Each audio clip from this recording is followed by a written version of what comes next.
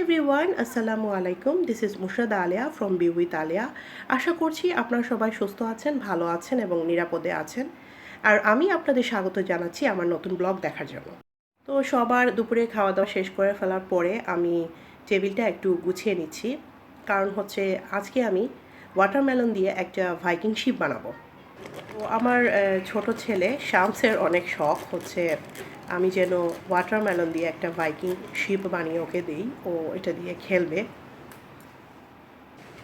আর আমার হচ্ছে গিয়ে বিভিন্ন সময় বিভিন্ন ধরনের ফ্রুট কার্ভিং করতে ভালো লাগে, এক্সপেরিয়েন্স করতে ভালো লাগে। তো ও যখন বলছে তখন আমি ভাবলাম যে তাহলে কেন না আমি একটু চেষ্টা করে দেখি ওয়াটারমেলন দিয়ে একটা শিপ বানানো যায় কি না। ও খুশি হলো আর আমার প্র্যাকটিসটাও ঠিক থাকলো।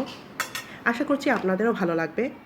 তো এখানে আমার টেবিলটা পরিষ্কার করা হয়ে গেল। আমি চপিং বোর্ড আর নাইফটা নিয়ে আসছি, এখন আমি কাজটা শুরু করব।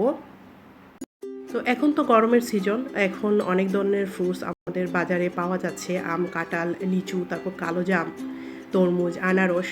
আর এই তরমুজটা আমি একটা সুপার শপ থেকে কিনেছি। এই ধরনের কালো রঙের তরমুজগুলো বিভিন্ন সুপার স্টোরে পাওয়া যায়, তবে ইদানিং দেখেছি রাস্তার ধারে যে ফ্রুটসের দোকানগুলো থাকে সেগুলোতেও এই ধরনের ব্ল্যাক কালারের ওয়াটারমেলন পাওয়া যাচ্ছে। তো এই তরমুজটা বা ওয়াটারমেলনটা কিছুটা মিডিয়াম সাইজের হয়, খুব বেশি বড় হয় না, খুব বেশি ছোটও হয় না।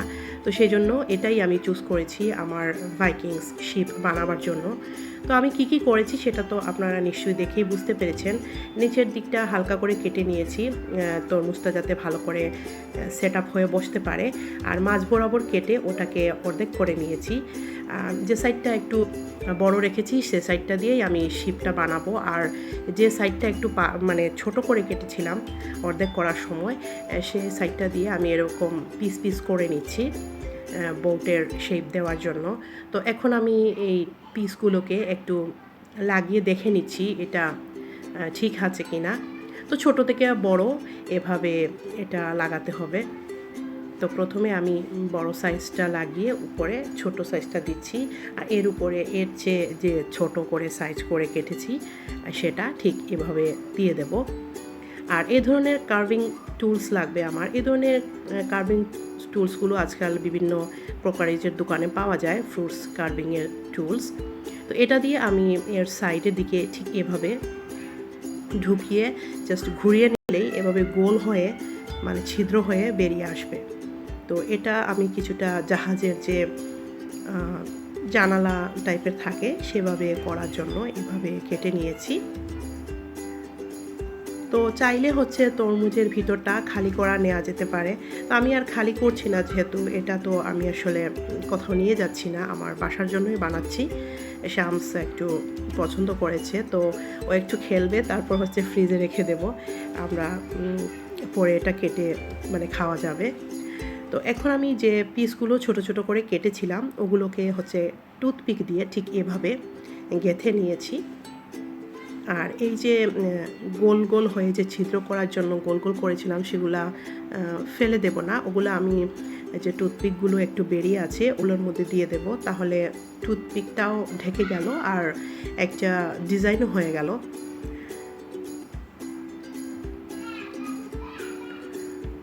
তো আমার বাসায় আসলে যেখানে আমি থাকি অনেক নয়েজ হয় সব সময়, বাচ্চারা খেলাধুলা করে বাইরে, যে কারণে আমি ভয়েস ওভার দেওয়ার সময় খুব বেশি নয়েজি হয় চারিদিকে। তো আশা করছি আপনারা এটা বুঝতে পারবেন আর ক্ষমা সুন্দর দৃষ্টিতে দেখবেন আমার এই ভুল ভ্রান্তিগুলো। তো এখন আমি যেটা করছি সেটা হচ্ছে নিচের দিকটা তরমুজটাকে বসানোর জন্য যে পাতলা করে একটা স্লাইস করে নিয়েছিলাম সেই স্লাইসটাকে একটু গোল করে কেটে তারপর ওখানে আমি ভাইকিংস শিপের যে লগোটা থাকে, একটা কাটা মাথা আর হচ্ছে দুটা হাড়, সেটা আঁকার চেষ্টা করছি। তো আমি তো আসলে খুব ভালো আর্টিস্ট না, সেই জন্য যতটুকু আমার সম্ভব সেই ততটুকুই এটা আমি করে নিচ্ছি। তো ঠিক এভাবে দুটো ক্রসের মতো দিয়ে দিলেই কিন্তু হাড়ের শেপটা এসে যাবে।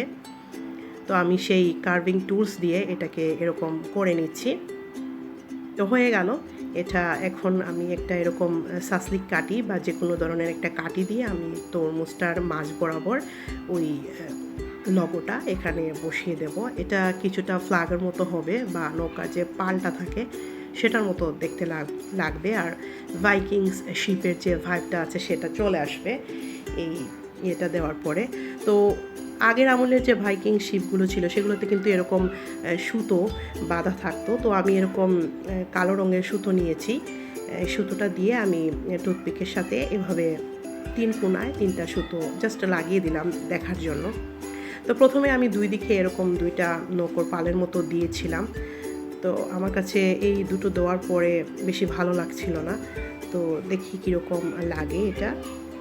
তো আমি একটু ঘুরিয়ে আপনাদের সাথে এটা শেয়ার করছি। তো মোটামুটি ভাইকিংস শিপটা তৈরি হয়ে গিয়েছে।